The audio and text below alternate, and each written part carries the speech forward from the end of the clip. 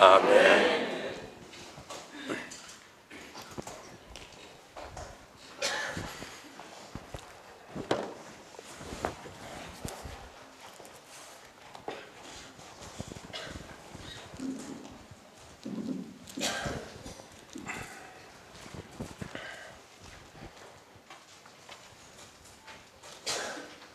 아름다운 특창을 불려준 제 사랑하는 큰딸에게 감사함을 드립니다. 왜 놀라세요? 예.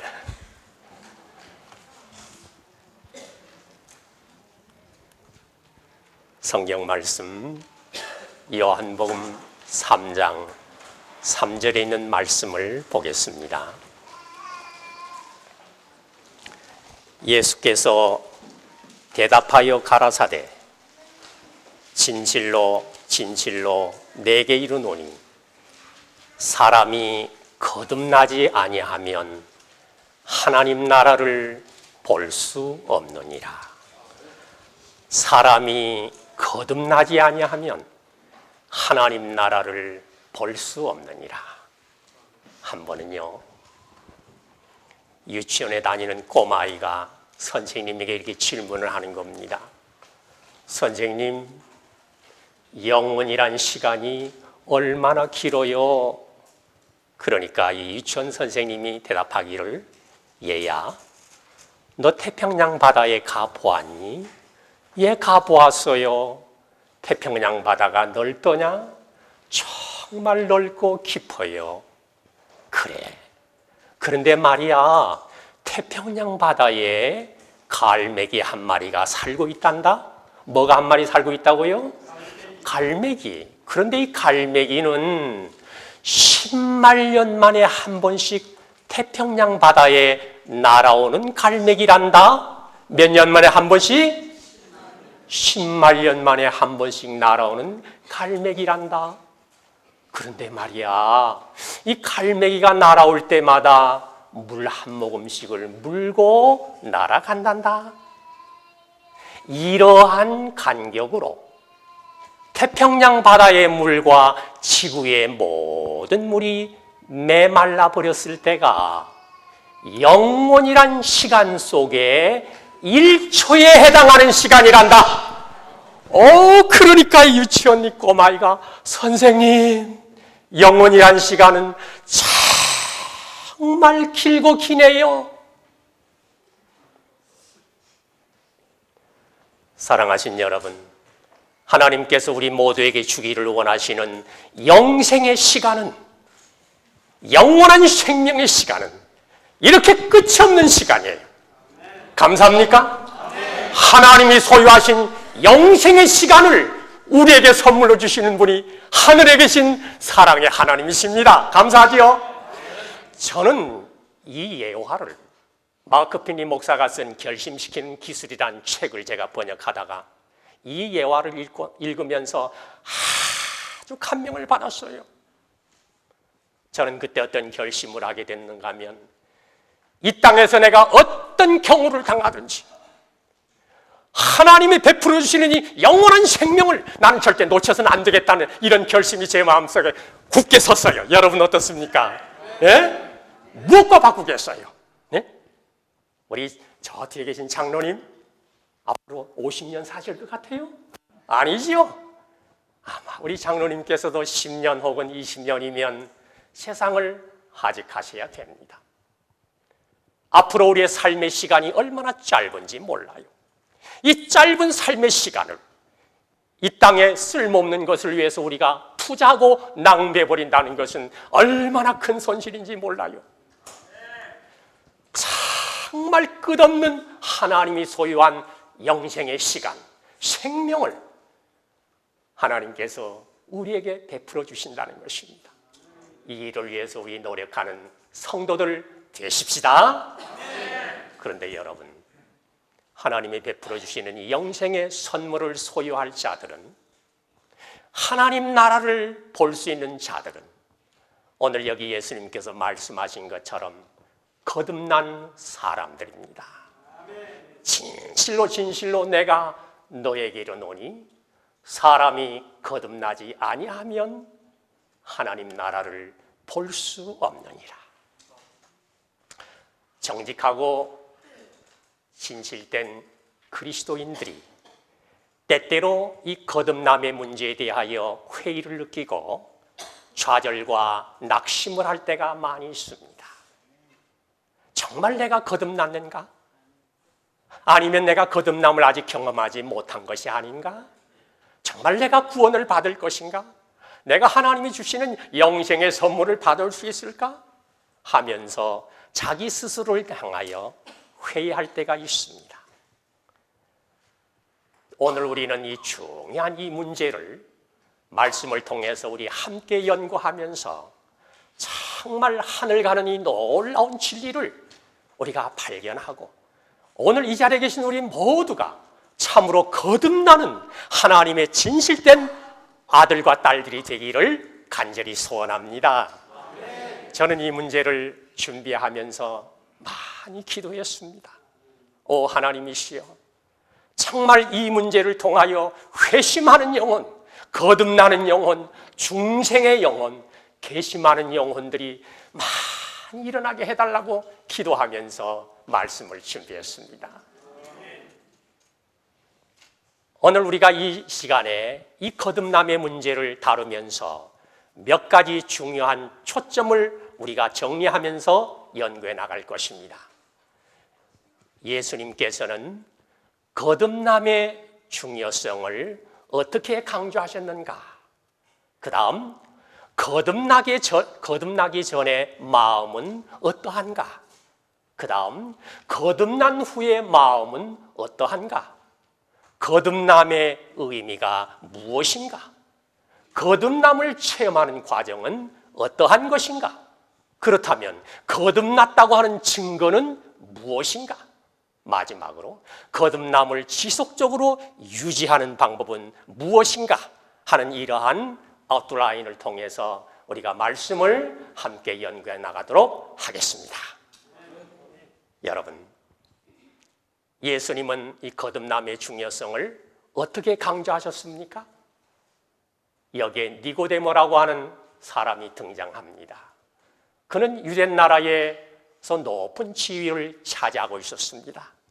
고등교육을 받았고 그 나라의 국회의원이었습니다. 부자요, 또 명예가 많았고 유식한 사람이었습니다.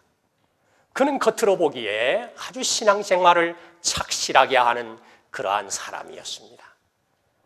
그는 어느 날 저녁 고요한 시간에 예수님이 계시는 처소를 조용히 찾아갔습니다. 바로 이 나사렛 예수가 메시아라는 사실을 확인하고 싶었고, 더 나아가서 그분과 진리에 대하여 진지하게 토론하고 싶었습니다.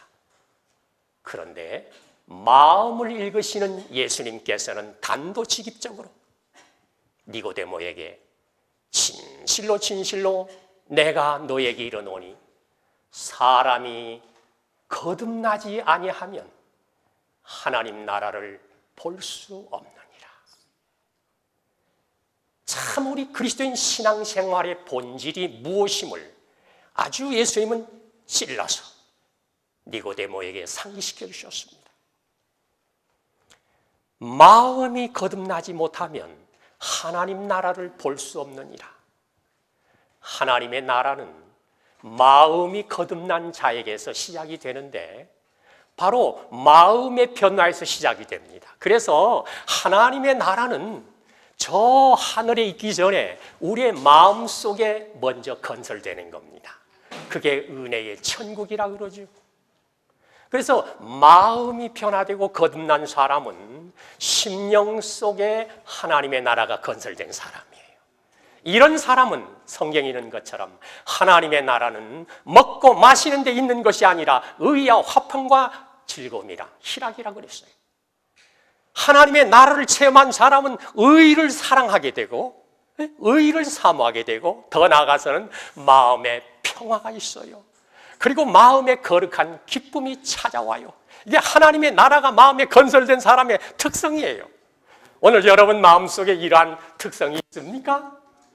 그렇다면 여러분의 마음속에 하나님의 나라가 건설된 것입니다.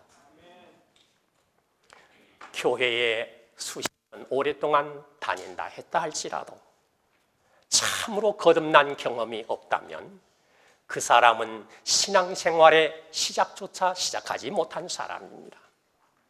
그는 교인은 되었지만 그리스도인은 아닙니다. 그리스도 안에서 새로 태어난 경험이 없기 때문에 그는 예수님과는 하등 관계가 없는 사람이에요. 오늘 이 시대에 정말 우리에게 중요한 기별이 무엇입니까? 우리는 이번 이 집회를 통해서 마지막 때가 가까웠다는 여러 가지 전조들을 귀가 따갑도록 들었습니다. 여러분, 이러한 기별들은 우리의 심령을 깨워주고 각성시켜주는 기별이지만 우리의 영적인 준비는 바로 참으로 그리스도 안에서 새로 거듭나고 한 걸음 더 나아가 성화의 경험에 이르고 그리스도의 의의 옷을 붙들고 늦은 비의 능력을 충만하게 받는 경험까지 나아가는 것입니다. 이것은 정말 얼마나 중요한 일인지 몰라요.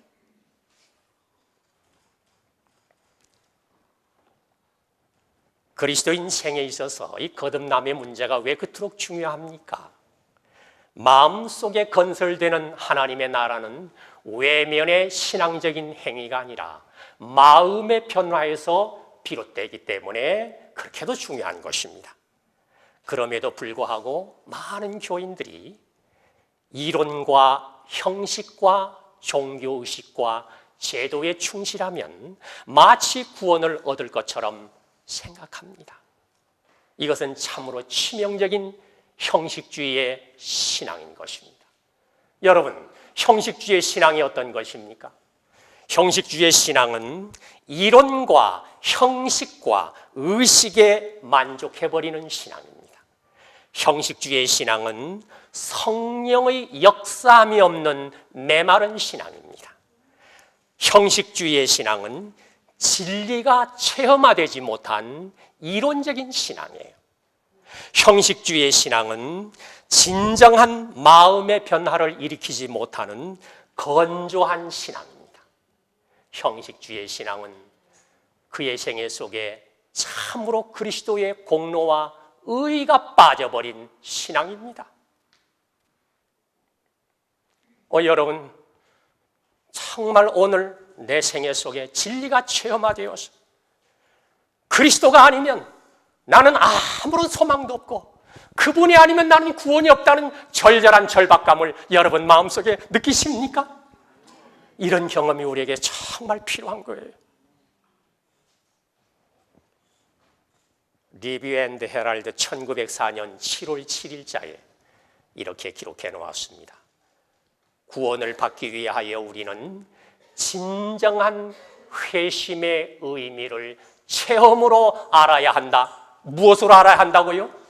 체험으로, 정말 진정으로 회심하는 의미를 체험적으로 알아야 한다. 여기에 등장하는 몇 가지 용어들이 있습니다. 거듭남, 중생, 회심, 계심이라고 하는 이 용어는 동일한 경험을 표현하는 신학적인 용어입니다. 다 똑같은 경험이에요. 어떤 때는 중생이라고도 부르고 어떤 때는 거듭남이라고 하고 어떤 때는 회심이라고도 하고 계심이라고도 합니다. 이게 다 동일한 경험이에요. 그런데 우리는 이와 같은 거듭남의 경험을 체험으로 알아야 한다 그랬어요. 정말 이 거듭남이 무엇인지를 이론적으로만이 아니라, 지적으로만이 아니라 체험적으로 깨달아 알아야 된다. 이것이 구원을 받기 위한 준비의 조건이라고 우리 주님은 우리에게 말씀하십니다. 그렇다면 거듭나기 전의 마음은 어떠할까요? 거듭나기 전의 마음은 부패된 지성과 생각과 이성과 양심을 가지고 있기 때문에 신령한 사물을 우리는 올바로 깨달아 알지 못해요. 하나님의 존재를 이해할 수도 없고 구원의 이치와 도리를 명쾌하게 이해할 수 없습니다. 부패된 양심과 이성은 옳은 것을 옳다고 판단하지도 못하고 옳은 방향으로 이끌어주지도 못해요. 그런가 하면 부패된 욕망과 충동과 감정과 정서를 가지고 있기 때문에 이제 거룩한 사물을 추구하지도 않고 거룩한 사물을 좋아하지도 못해요. 그는 세속적이에요. 모든 취향이 한결같이 세속적입니다. 신령한 세계의 기쁨과 즐거움이 무엇인지를 몰라요. 그 다음 부패된 의지를 가지고 있기 때문에 하나님의 뜻보다는 내 마음, 내 고집대로 행하기를 원해요. 그래서 자아방종에 빠져버려요. 그의 의지력은 너무 연약해져서 스스로의 힘으로는 하나님의 뜻을 행할 수가 없습니다. 이것이 바로 거듭나기 전에 인간의 마음의 상태예요. 그래서 여기 시대의 소망 172페이지 가운데 보면 본성적으로 인간의 마음은 악하다. 본성적으로 인간의 마음이 선하다고요? 그러니까 성선설입니까? 성악설입니까? 예? 성선설이에요? 성악설이에요?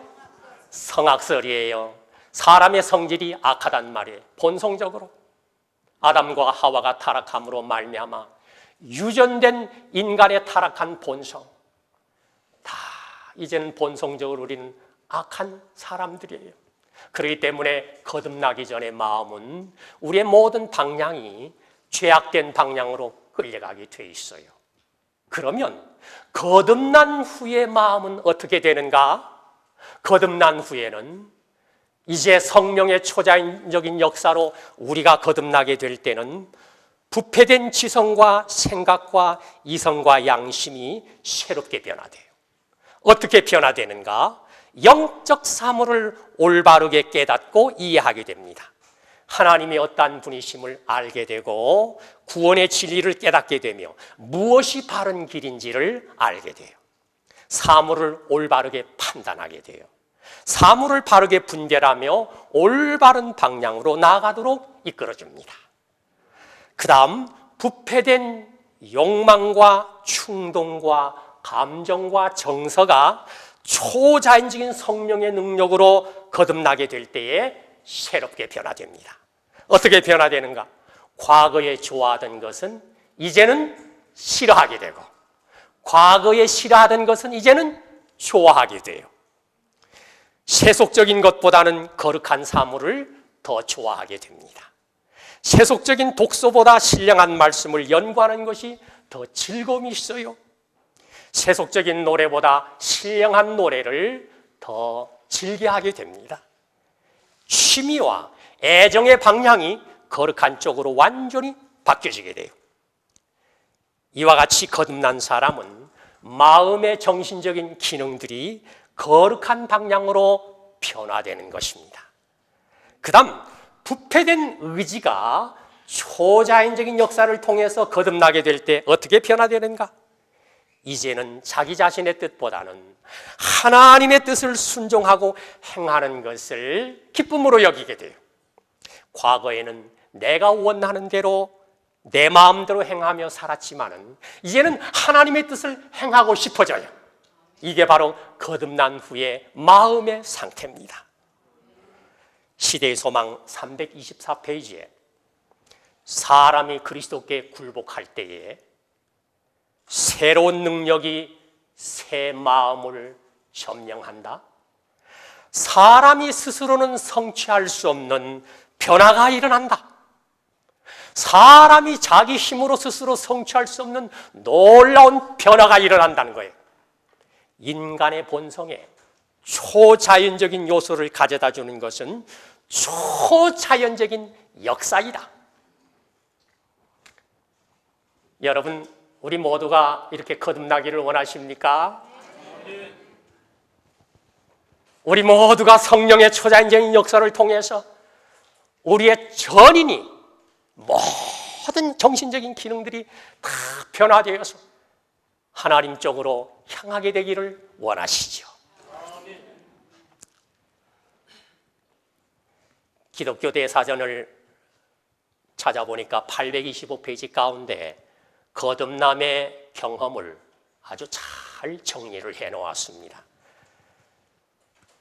중생이라고 하는 것은 사람을 보통 세속적인 감정, 사고, 의지의 방향에서 돌이켜 하나님의 마음과 뜻에 합치시키고 하나님의 견지로 돌아오게 하며 그로 하여금 하나님이 보시는 것처럼 사물을 보게 하고 하나님이 느끼시는 것처럼 느끼게 하며 하나님이 판단하시는 것처럼 판단하게 하고 하나님이 사랑하시는 것을 사랑하고 하나님이 미워하시는 것을 미워하고 하나님의 목적을 자기의 목적으로 삼게 하는 결과를 맺는 전인적인 혁명이다. 참 얼마나 멋들어진 정의입니까? 여러분, 이제 참으로 우리가 거듭나게 되면 우리가 사물을 바라본 우리의 안목이 하나님의 견지에서 보게 된단 말입니다. 하나님의 입장에서 사물을 보게 되는 거예요. 하나님 중심의 삶이 되는 거예요. 저희 집에 거름터미가 있습니다. 시골에서 농사 짓는 사람이 소중하게 여기는 게 거름터미인데 하루는 거름터미에 갔더니 아주 흉하고 보기 싫은 애벌레, 큰 애벌레 12마리가 말이에요. 막 엉켜 있어요. 거름터미 위에서. 그래서 제 마음속에 정말 추하고 보기 흉하다. 그런데 그 이튿날 아침에 음식물 찌꺼기를 버리기 위해서 그 거름터미에 갔더니 아주 아름다운 호랑나비 12마리가 펄럭거리며 거기 앉아 있어요. 이상하다. 도대체 이 호랑나비가 어디서 생겨난 것이지?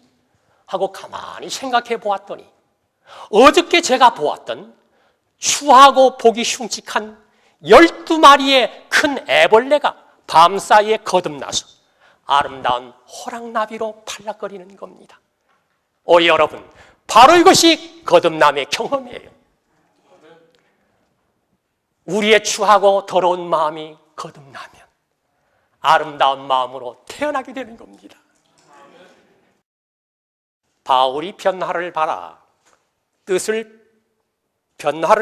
뜻을 표현하기 위하여 사용한 단어는 메타모르포시스인데 이 단어는 변태나 변성의 뜻으로 사용하고 있는 헬라에서 온 것이다.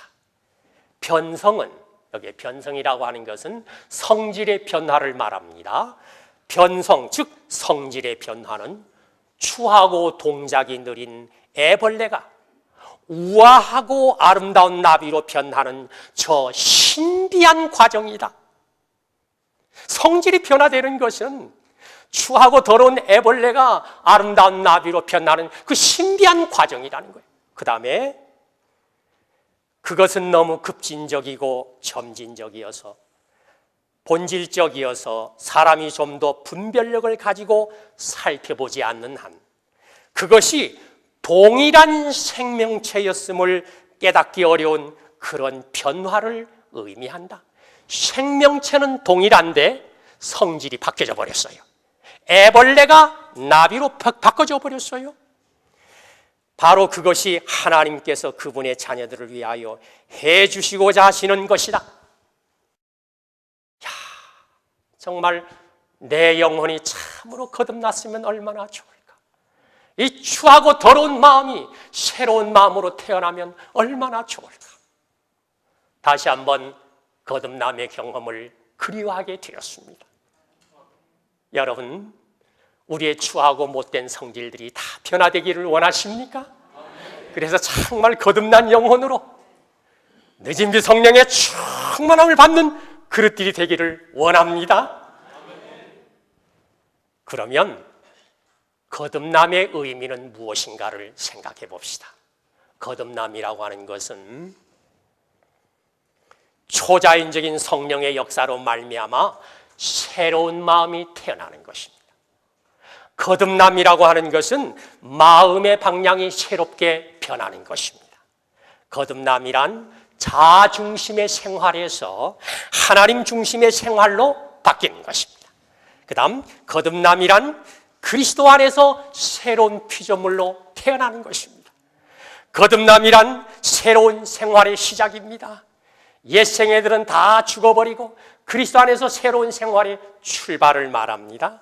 그러므로 거듭남이란 성화의 시작이요, 성화의 과정 속에서 매일매일 필요한 경험입니다. 거듭남은 다시 태어남이요, 성화는 계속해서 성장하는 과정입니다. 거듭남의 경험은 급진적이고도 또 점진적이 될 수 있습니다. 그러면 이제 매우 중요한 단계입니다. 거듭남을 체험하는 과정은 어떠한 것일까요? 여러분, 내가 어떻게 해야 거듭날 수 있을까요? 우리가 어떻게 해야 하나님이 원하시는 진정한 거듭남의 경험을 맛볼 수 있을까요? 첫째로, 매우 중요한 문제입니다. 성령의 감동하심으로 하나님의 말씀이 마음에 심어질 때 성령의 초자연적인 역사로 거듭나게 된다. 다시 한번요. 거듭남을 체험하는 중요한 첫 번째 과정은 성령의 감동하심을 통하여 하나님의 말씀이 우리의 심령에 심어질 때에 성령의 초자연적인 역사를 통하여 거듭나게 된다. 이것이 성서적인 근거가 어디 있는가? 베드로 후서 1장 23절에 보면 너희가 거듭난 것이 썩어질 씨로 된 것이 아니요 썩지 아니할 씨로 된 것이니 이는 하나님의 살아있고 항상 살아있는 말씀으로 되었느니라. 여러분, 하나님의 거룩한 말씀이 우리의 심령을 거듭나게 해요. 기억하실 것은 성령께서 사용하시는, 사람을 거듭나게 하시는데 사용하시는 도구가 있습니다. 매체가 있습니다. 그것은 하나님의 말씀입니다.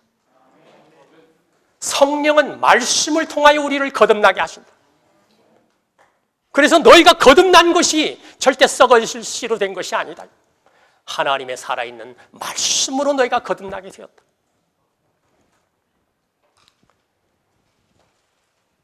하나님의 말씀의 씨앗이 마음에 심어질 때 새 마음이 태어납니다. 하나님의 말씀은요, 우리의 마음속에 새 마음을 태어나게 만드는 신령한 씨앗입니다. 봄철이 되면 파종들을 합니다. 저는 23년 동안 시골 생활을 하면서 매 봄철 될 때마다 파종을 하는데 벼씨를 심으면 벼싹이 올라와요. 감자씨를 심으면 감자 씨앗이 올라와요. 콩씨를 심으면 콩싹이 올라옵니다. 그 과정들을 보면서 참 씨앗을 심었는데 거기에 새싹이 나고 열매가 맺혀요. 이게 바로 거듭남의 원리라는 것을 농사에서 배우게 되었습니다. 하나님의 신령한 말씀이, 하나님의 신령한 씨앗이 성령의 감동을 통해서 우리의 마음속에 심어지면 그 마음이 새로운 마음이 싹트게 된단 말입니다. 이게 바로 거듭남이에요. 그러므로 여기에 매우 중요한 두 가지 원칙이 있습니다. 첫 번째는 반드시 하나님의 말씀을 통해서 우리가 거듭난다는 것입니다. 두 번째 원칙은 성령의 감동하심을 통하여 말씀이 마음에 심어질 때에 거듭나게 된다는 거예요. 오늘 우리가 늘 실수하고 실패하는 주요 원인은 무엇인가 하면 하나님의 말씀인 성경과 예언신을 접할 때 문자나 지식을 가지고 우리는 늘 대합니다. 성경 말씀을 대할 때 하나의 문자로 이론적으로 신학적인 지식으로 우리가 접근한다면 나의 구원과는 하등 관계없는 그러한 말씀이 됩니다. 매우 중요한 것은 성령의 감동하심을 통해서 그 말씀이 우리의 심령에 깊이 꽂혀져야 돼요. 그럴 때 하나님의 말씀은 살아있고 운동력이 있어 사람의 심령을 막 쪼개요. 여러분 말씀을 읽다가 부끄러운 경험을 느낀 적 없습니까? 양심의 가책을 느낀 적 없습니까? 아무도 없는데 얼굴이 붉어지고 말씀 앞에서 완전히 굴복되는 경험을 해본 적이 없습니까? 그런가 하면 하나님의 말씀을 통해서 하나님의 포근한 사랑이 우리의 마음을 감쌀 때가 없었습니까? 여러분, 성령의 감동하심을 통하여 하나님의 말씀을 마음속에 심어라. 그때 우리는 거듭난다는 이 원리를 꼭 기억하시기를 바랍니다. 그럼 말씀을 등한히 하면 우리는 거듭남을 결코 기대할 수 없습니다.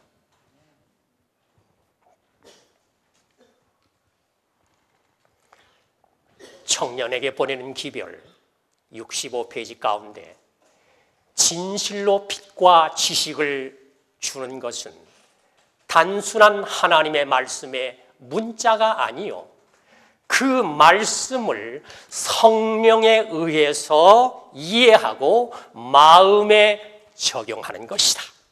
아주 참 의미 깊은 말씀이에요.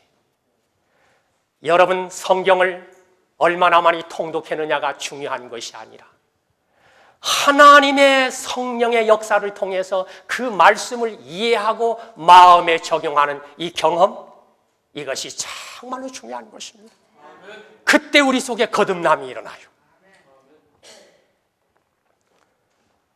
거듭남을 체험하는 또 하나의 과정이 무엇일까요? 매우 중요한 과정이 있습니다. 둘째로 성령의 감동하심으로 하나님의 사랑을 깨닫고 체험할 때 성령의 초자연적인 역사를 통하여 우리는 거듭나게 된다. 여러분, 이것은 진리입니다. 하나님의 사랑에는 놀라운 힘이 있어요.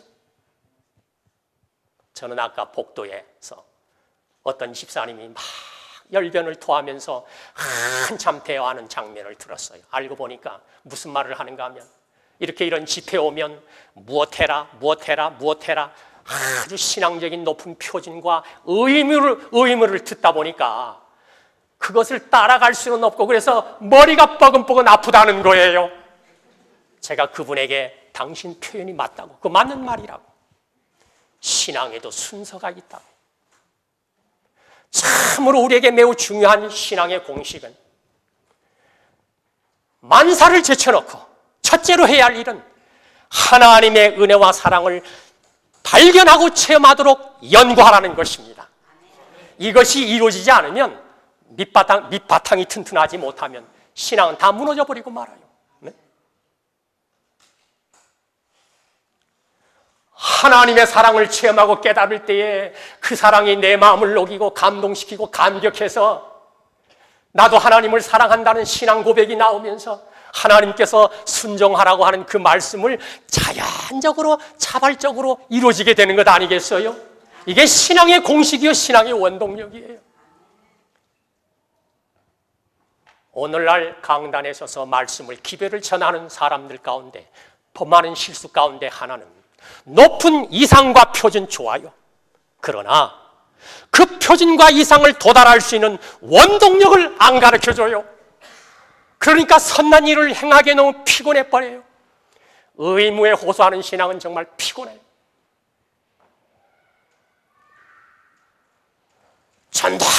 전도하라고 교육하고 제자 훈련을 하지만은 하나님의 사랑의 감동을 받지 못하면 능동적인 힘이 없어요. 전도가 안 돼요. 신앙생활이 피곤해요. 그러나 여러분, 한번 사랑을 체험해 보세요. 사랑의 맛을 보면 정말 여러분 입에서도 하나님, 저도 하나님을 사랑해요 하고 고백하게 됩니다. 이 어떤 집사님의 말에 의하면 남자들은 사랑의 고백을 잘 안 한다 그래요. 남자의 기질이. 근데 그런 것 같기도 해요. 그런데 제 경험으로는 정말 하나님의 사랑을 깨닫고 나니까 제 입에서 저절로 나오는 고백이 하나님, 저를 그렇게 사랑하시죠? 저도 하나님 사랑합니다 하고 고백을 했어요. 저절로 나오더라고요. 예? 하나님이 우리를 사랑하는 걸 깨달으면 아버지, 저도 아버지를 사랑해요 고백이 나와요. 이렇게 사랑을 깨닫고 나면 무엇하라 그거 저절로 이루어져요. 이게 신앙의 원리예요. 하나님의 사랑과 은혜를 체험하도록 힘씁시다. 이렇게 되면 하나님의 사랑이 내 심령을 울려주고 회개케 하며 나도 모르는 사이에 나를 거듭나게 만들어 주었어요. 이게 두 번째 원리입니다. 세 번째,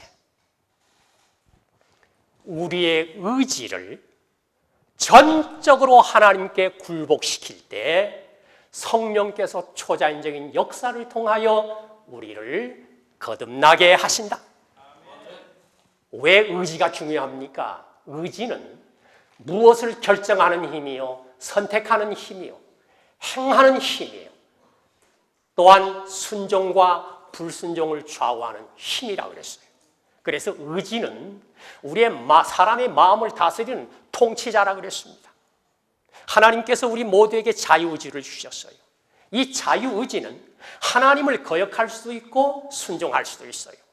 그런데 왜 우리가 우리 의지를 하나님께 바쳐야 되는가 하면, 굴복해야 되는가 하면 다음의 말씀을 기억해 봅시다.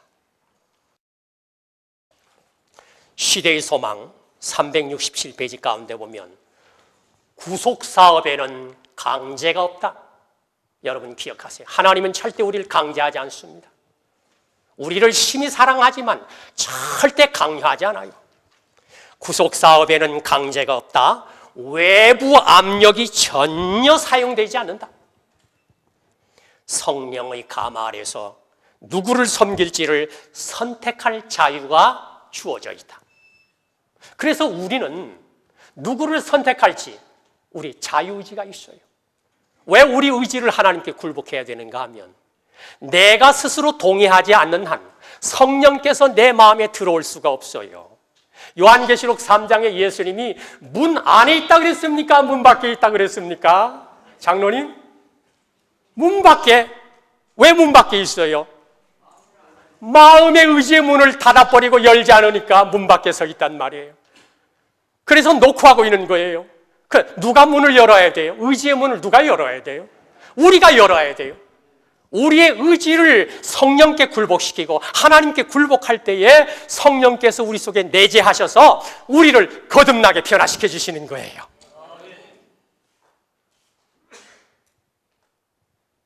여러분, 우리가 어떻게 거듭남의 과정을 체험하는지를 이제 우리는 말씀을 통해서 배웠습니다. 이것은 진리입니다. 첫째로 성령의 감동하심으로 진리의 말씀이 마음에 심어질 때에 성령의 초자연적인 역사로 거듭나게 된다. 둘째로 성령의 감동하심으로 하나님의 사랑을 철저히 깨닫고 체험할 때에 거듭나게 된다. 셋째로 우리의 의지를 하나님께 전폭적으로 굴복시킬 때에 거듭나게 된다. 우리 그렇게 하시겠어요? 우리 그렇게 한번 노력해 보시겠습니까? 우리 모두가 이러한 경험을 통해서 정말 거듭난 아름다운 회심의 경험, 이걸 통해서 신령한 기쁨을 누리고 이 땅에서도 하나님의 나라의 기쁨을 맛보는 성도들 꼭 되시기를 간절히 바랍니다. 그렇다면 내가 정말 거듭났는지 안 났는지, 거듭난 증거가 무엇일까? 무엇으로 내가 거듭난 것을 알 수 있을까? 거듭난 증거가 무엇인가를 연구해 보도록 하십시다. 첫째로, 마음과 행위와 취미와 습관에 현저한 변화가 일어난다. 마음과 행위와 취미와 습관의 변화가 일어나요. 정로의 계단 57페이지에 보면 변화는 우리의 품성과 습관과 우리의 직업에 나타나게 될 것이다. 그래서 과거와 현재 사이의 차이가 분명하고 확실하게 드러날 것이다. 또다시 마라나타 237페이지에는 이전의 본성, 즉 혈육으로 나고 육신에 속한 의지는 하나님의 나라를 유업으로 받을 수 없다. 낡은 방법들, 유전적인 성향들, 이전의 습관들은 버려야 한다. 거듭나는 것은 새로운 동기와 새로운 취미와 새로운 성향들을 갖는 것이다. 자, 이러한 말씀들을 기초해 본다면 이 거듭난 증거는 분명히 우리의 생활 속에 변화가 일어나요. 취미의 변화가 일어나요.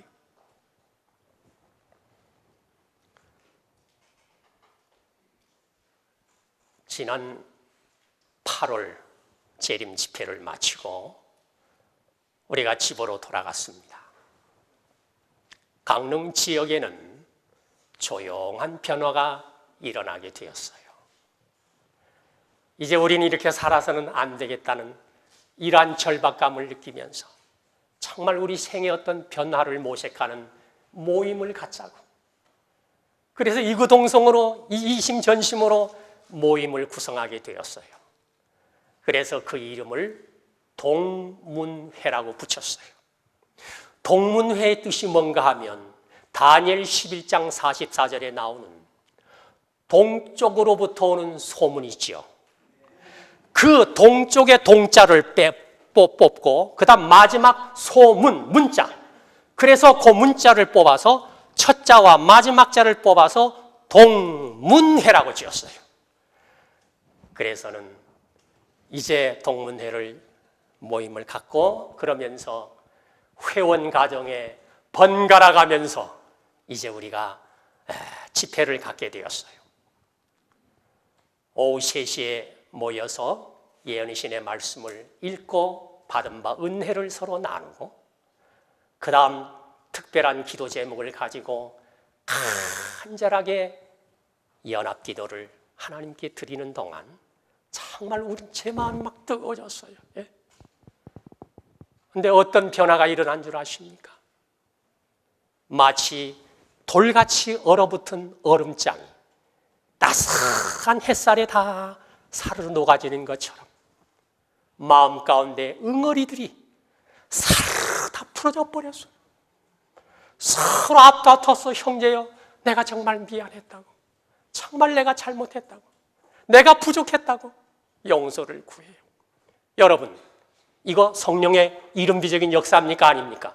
이거 함부로 되는 거 아니에요? 다 각자가 자존심이 있어요.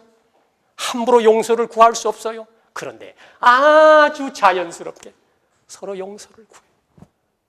저는 마음으로 울었어요. 너무 아름다웠어요, 그 모습이. 성령의 역사가 다른 게 아니에요. 오늘날 기적이 뭡니까? 마음의 응어리들이 다 풀려나가는 거 아니겠어요? 예? 그런데 더 놀라운 것은 우리 회원들 가운데 어떤 사람들은 새벽에 일어나서 말씀을 읽다가 너무 감격스러워가지고 신령한 기쁨을 맛보는 즐거움을 못 이겨서 저에게 막 전화를 걸어. 참 이렇게 말씀이 꿀송이 같고 단주를 몰랐다고. 왜 이렇게 신령한 말씀이 기쁩니까? 예? 그러면서 TV 프로그램도 이제는 전혀 재미가 없고 라디오 프로그램도 흥미가 없어져 버렸어요. 하나님 말씀이 왜 이렇게 즐겁습니까? 예? 체험의 노래를 들으면서 정말 저는 얼마나 하나님께 감사했는지 몰라요. 가장 아름다운 사람의 모습은 잘생긴 미남형이나 잘생긴 미인의 얼굴이 아니라 성령으로 거듭난 사람의 모습이에요. 여러분, 거듭난 사람의 모습을 바라보노라면 왜 그렇게 마음이 흐뭇하고 기쁜지 몰라요. 그렇게 아름다울 수가 없어요. 그들의 모습이 정말 아름답고 소중하고 너무 귀한 영혼이에요. 저는 그들의 모습을 보면서 이런 생각을 했어요. 우리 사람의 생각도 이렇게 귀하게 보이는데 우리 하나님께서 거듭난 영혼의 모습을 볼 때 얼마나 기뻐하실까? 하나님의 심정을 헤아려 보게 되었습니다. 사랑하신 여러분이요, 한 영혼이 그리스도 안에서 거듭날 때 눈물겹도록 아름다운 거예요. 정말 아름다워. 취미와 습관이 변화돼 버려요. 바뀌어져 버려요.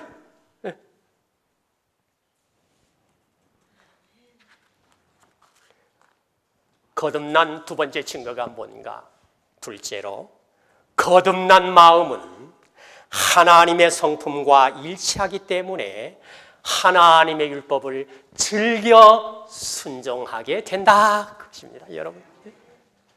실물교훈 313페이지에 우리가 그의 계명을 지키면 이로써 우리가 저를 아는 줄로 알 것이요 이것이 참된 거듭남의 증거이다. 신의 품성을 나눠받은 사람은 하나님의 크신 의의 표준, 즉 그의 거룩한 율법에 일치하게 될 것이다. 왜 그런 줄 아십니까? 거듭난 마음은 하나님이 주신 새 마음입니다. 그렇기 때문에 하나님의 마음을 가진 거듭난 영혼은 하나님의 성품의 사본이 되는 하나님의 율법을 즐겨 순종하도록 되어 있어요. 자연적으로. 그러니까 우리가 거듭나면 하나님의 율법을 조목조목 따지면서 지키고 순종하는 게 아니에요. 자연히 이게 열매로 맺혀지게 돼요. 왜 그렇습니까? 히브리 10장 16절에 있는 말씀처럼 거듭난 마음에는 내 법을 저희 마음에 두고 저희 생각에 기록하리라고 그랬어요. 거듭난 마음 속에는 하나님의 율법이 사랑스러운 성품의 사본으로 마음에 기록되어 마음의 아로 새겨져요. 마음에 기록되고 새겨지니까 생각하는 것이 하나님의 율법의 정신과 일치하게 되어 있어요. 율법의 정신이 뭡니까? 의로움, 거룩함, 진실됨, 공의, 사랑, 이런 것들 아니겠어요? 그래서 율법의 정신이 자연히 성화된 성품의 열매로 맺혀지게 돼요.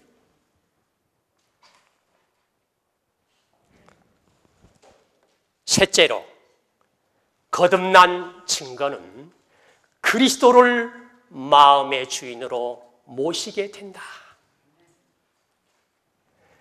정례계단 58페이지에 누가 마음을 지배하는가? 우리의 생각이 누구에게 있는가? 우리가 누구에 대하여 말하기를 좋아하는가? 우리의 가장 열정적인 애정과 우리의 최대 정력을 누가 지배하고 있는가? 우리가 그리스도께 속한 사람이라면 우리의 생각은 그에게 있을 것이요 그를 생각하는 일이 가장 큰 즐거움이 될 것이다. 여러분, 정말 우리의 마음속에 그리스도를 영접하고 거듭나면 우리의 마음의 주인은 예수님이 될 수밖에 없어요. 제가 이렇게 집회 올 때마다 정말 거듭난 영혼들의 공통점은 예수님을 그렇게 좋아하고 한없는 매력을 느끼고 예수님의 성품을 담고 싶은 열망으로 가득 찬 것을 봅니다. 이게 공통점이에요. 오늘 여러분의 마음속에 무엇이 여러분의 마음을 지배하고 있습니까? 한번 조용히 성찰해 봅시다. 내 마음속에 참으로 주님이 계시는가? 주님을 우리의 마음의 주인으로 모시게 된다. 이게 거듭난 증거예요. 이제는 매우 중요한 단계를 함께 고찰해 봅시다. 거듭남을 지속적으로 유지하는 방법은 무엇인가? 우리 가운데 거듭난 분들이 많습니다. 그런데 분명한 것은 여러분의 생애 속에 거듭난 후에 그 거듭남의 경험을 지속하지 못하는 실패의 경험을 가진 사람들도 많아요. 이게 문제예요. 최초의 거듭남, 이것을 지속적으로 유지하지 못해요. 실패해요. 그래서 좌절해요. 그래서 낭망합니다. 그리고 사는 말은 나는 정말 거듭났는가? 거듭나지 못한 것이 아닐까? 여러분, 이제 매우 중요한 이 문제를 함께 공부해 보도록 하겠습니다. 거듭남을 지속적으로 유지하는 방법은 무엇인가? 첫째로, 날마다 거듭남을 이것 봐라. 거듭남이 날마다 이루어져야 되는가? 대부분의 많은 그리스도인들이 거듭남이라고 하는 이 경험은 일평생을 통하여 단 한 번의 경험으로 족한 것으로 생각해요. 그러나 이 예언의 신의 말씀 가운데 다음의 말씀을 들어보도록 합시다. 우리의 높은 부르심 215페이지 가운데 보면 진정한 회심이 필요하다. 진정한 거듭남이 필요하다. 단 한 번이 아니라 매일의 회심이 필요하다. 한 번으로 족하다고요? 아니에요. 매일매일 회심하는 게 필요하다. 회심은 사람을 하나님과 새로운 관계를 맺도록 해준다. 옛 것들, 즉 그의 육정과 악에 기울어지는 유전적이고 후천적으로 배양된 성향은 사라진다. 그 다음에 그는 새로워지고 성화된다. 그러나 이 일은 계속되어야 한다. 왜냐하면 사단이 존재하는 한, 마귀가 존재하는 한 그는 자신의 일을 수행하기 위하여 노력할 것이기 때문이다. 하나님을 섬기기 위하여 애쓰는 자는 악의 심한 반대에 직면하게 될 것이다. 우리가 이 말씀에 보면 거듭남이 단 한 번의 경험으로 족하다 그랬습니까? 아니면 매일의 경험이 필요하다 그랬습니까? 확실합니까? 그 이유는 뭡니까? 왜 우리가 매일 거듭나야 될까요? 누가 활동하고 있기 때문에? 마귀가 우리를 유혹하고 있어요. 매 순간. 그래서 우리를 넘어뜨리려고 유혹합니다. 그래서 우리는 하나님의 거룩하신 성령으로 늘 새로운 마음으로 태어나면서 마귀의 유혹을 물리치고 성화의 깊은 경험까지 성장해 나가야 되는 것입니다. 그러므로 날마다 거듭남을 어떻게 하라? 체험하라. 이게 거듭남을 유지하는 방법이에요. 그 다음 두 번째로 매우 중요한 것입니다. 말씀의 소금을, 날마다 말씀의 소금을 마음에 적용시켜라. 날마다 말씀의 소금을 마음에 적용시켜라. 마지막 날 사건들 66페이지 가운데 보면 비록 새롭게 된 심령이라 할지라도 매일 말씀의 소금을 적용하지 않으면 그 아름다운 상태를 계속 유지할 수가 없다. 이게 뭡니까? 여기 새롭게 된 심령은 뭡니까? 거듭난 경험이에요. 다시 한번요. 비록 새롭게 된 심령이라 할지라도 매일 말씀의 소금을 적용하지 않으면 그 아름다운 상태를 지속하지 못할 것이다. 매일 하늘의 은혜를 공급받아야 하며 그렇게 하지 않을 때 아무도 회심한 상태를 지속하지 못할 것이다. 확실합니까? 한때 회심, 거듭난 경험을 가졌죠. 그러나 말씀을 통하여 새로운 하나님의 은혜를 공급받지 못했을 때에 그 아름다운 상태를 유지하지 못해요. 이것이 여러분과 저의 실패 원인이었습니다. 시인하시겠습니까? 한때 집회를 통하여 은혜를 받았어요. 신령한 말씀의 기쁨을 받았어요. 정말 하나님 앞에 헌신했어요. 1년이 못 가서 어떻게 해요? 그 은혜가 다 사라져 버렸어요. 왜 그랬을까? 자신을 성찰해 보면 매일매일 말씀의 소금을 성령의 감동을 통하여 마음에 적용하는 일을 등한히 했기 때문에 회심만 아름다운 상태를 유지하지 못한 것입니다. 여러분 동의하시겠어요? 그렇다면 이제 우리가 해야 할 일이 무엇입니까? 매일매일 음식을 먹어야 하듯. 우리 유장로님 오늘 아침 식사하셨어요? 왜 식사하셨어요? 안 먹어도 되잖아요. 예, 내일 아침도 먹을 거예요? 참, 맞아요. 오늘을 살기 위해서 먹어야 돼요. 살기 위해서 우린 먹어야 돼요. 여러분, 하나님의 말씀을 매일매일 먹지 아니하면 우리의 회심한 상태를 지속하지 못한다.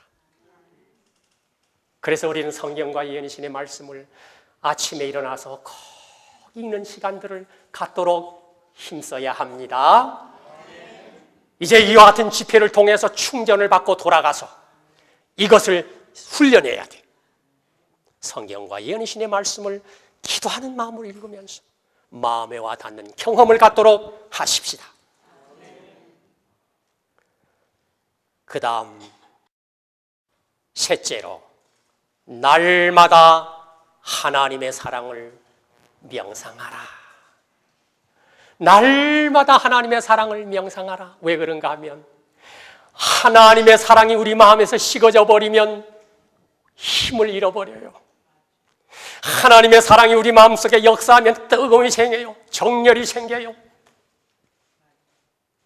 사도 바울의 정열이 어디서 나온 줄 아십니까? 하나님의 사랑을 그가 깨달았을 때 감격했어요. 지칠 줄 모르는 정열이 폭발했어요. 여러분, 하나님의 사랑에는 놀라운 힘이 있습니다. 하나님의 사랑을 체험하지 못하면 모든 게 피곤해 버려요. 제가 아까 복도에서 그 어떤 집사님하고 대화를 나누면서 이제 돌아가시면 만사를 다 제쳐놓고 첫째로 말씀을 연구하는 목표 가운데 첫째는 하나님의 사랑을 발견하고 체험하도록 힘쓰십시오라고 제가 권면을 드렸어요. 이것만 이루어지면 우리 속에 진정한 통의 역사도 일어나고 그 다음 거듭남의 역사도 일어나고 하나님께 헌신하는 마음도 생기고 전도도 하고 싶어져요. 구세군을 창설한 윌리엄 보드라고 하는 훌륭한 그러한 종교 지도자가 있습니다. 그가 무슨 말을 한 줄 아십니까? 하나님의 사랑은 나로 하여금 회개케 하며 하나님의 사랑은 나로 하여금 거듭나게 하며 하나님의 사랑은 나로 하여금 봉사하게 하며 하나님의 사랑은 나로 하여금 아무 쓸모없는 부질없는 노력이에요. 억지로 회개하려고 애쓰지 마라. 하나님의 사랑을 발견하고 체험하도록 힘쓰라. 그리하면 하나님의 사랑은 우리에게 회개의 선물을 주실 것이다. 하나님의 사랑이 원동력이에요. 원동력. 저는 요즘 이렇게 좀 훈련하는 게 하나 있어요. 저녁에 잠자리에 들 때는 이제 침대에 이렇게 눕고서 눈을 감고 하나님이 나를 얼마나 사랑하시는가를 잠시 명상을 해요. 그렇게 한 후에 복창을 합니다. 하나님은 나를 사랑하신다. 하나님은 나를 정말 사랑하신다. 하나님은 나를 사랑하신다. 몇 번을 외웁니다. 그리고 아버지 하나님, 정말 저도 하나님을 사랑해요. 그러면서 속삭이다가 서로 잠이 들어요. 제가 이걸 훈련하는데 너무 좋아요. 여러분도 좀 그렇게 하고 싶지 않아요? 여러분 긍정적으로 신앙합시다. 하나님은 나를 사랑하신다. 계속 스스로에게 말해요. 하나님의 따뜻한 사랑이 이불자리 속에 그냥 포근하게 느껴지면서 소르르 잠드세요. 아침에 일어나자마자 하나님은 또 나를 사랑하신다. 하나님은 나를 사랑하신다. 여러분, 하나님의 사랑에 대해서 의심할 때에 우리의 신앙이 흔들려 버려요. 이순희 집사님, 하나님 이순희 집사님을 정말 사랑하십니까? 고개를 끄덕거리는데 정말 사랑해요? 확신해요? 하나님이 나를 사랑한다는 것을 확신하면 그때 기쁨이 생겨나요. 아주 용수숨치는 힘이 생겨나요. 하나님의 사랑에는 놀라운 원동력이 있습니다. 하나님의 사랑을 더 명상할 때에 우리는 회심한 상태를 유지하게 돼요. 그 다음 마지막으로 넷째로 회심한 상태를 유지하는 방법은 날마다 그리스도를 바라보라. 날마다 그리스도를 바라보라.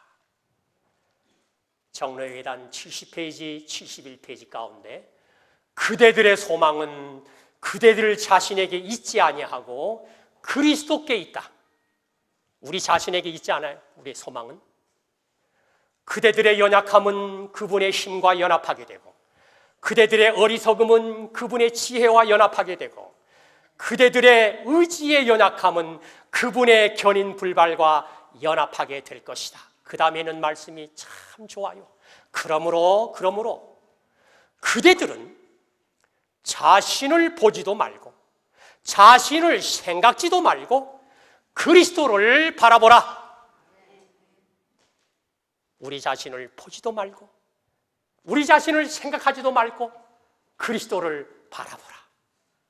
그리스도의 사랑과 그분의 품성의 아름다움과 온전하심에 대하여 생각하라. 그대들이 그분의 형상으로 변화하게 되는 것은 그리스도를 사랑함으로, 그분을 모방함으로, 그분을 온전히 의지함으로 되는 것이다.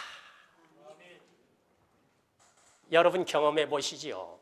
여러분이 여러분 자신을 바라보면 용기가 납니까? 실망합니까? 예? 최 집사님은 자신을 바라보면 아주 용기 배배나요?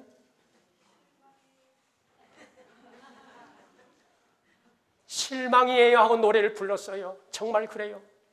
제가 제 자신을 바라보면 100% 실망해요. 좌절밖에 없어요. 어느새 나를 학대합니다. 자기 학대를 해요. 왜 나는 이렇게 어리석지? 왜 나는 이렇게 연약하지? 아무 희망이 없어요. 여기 그대들의 소망은 그대들 자신에게 있지 아니하고 그리스도께 있다. 그러므로 그대들 자신을 바라보지도 말고 그대 자신을 생각지도 말고 오직 그리스도만을 바라보라. 아멘. 오늘 이제 우리가 마음 가운데 결심합시다. 누구만을 바라보자고요? 그리스도를 바라보자. 그리스도가 우리의 희망이에요. 예수님이 우리를 사랑하시고 우리를 위하여 죽으셨어요. 그리스도의 사랑과 품성의 아름다움을 생각하면서 명상할 때 이제 우리는 거듭남을 계속 유지하게 돼요. 그리고 우리가 그 길을 걸을 때나 밭에서 일을 할 때나 자동차를 타고 갈 때나 늘 주님을 생각하면서 그리스도와 동행함을 살게 될 때 이제 우리는 거듭남을 유지하게 됩니다. 이 시간에 우리는 매우 중요한 문제를 공부했습니다. 예수님은 거듭남의 중요성을 어떻게 강조하셨는가? 두 번째, 거듭나기 전의 마음은 어떠한가? 셋째, 거듭난 후의 마음은 어떠한가? 거듭남의 의미는 무엇인가? 거듭남을 체험하는 과정은 어떠한 것인가? 거듭났다고 하는 증거는 무엇인가? 마지막으로 거듭남을 지속적으로 유지하는 방법은 무엇인가를 고찰해 보았습니다. 우리 모두가 하나님의 은혜로 온전히 거듭나서 하나님의 귀한 자녀로 하늘 창고에 알곡으로 거둬들이는 성도들 되시기를 간절히 바랍니다.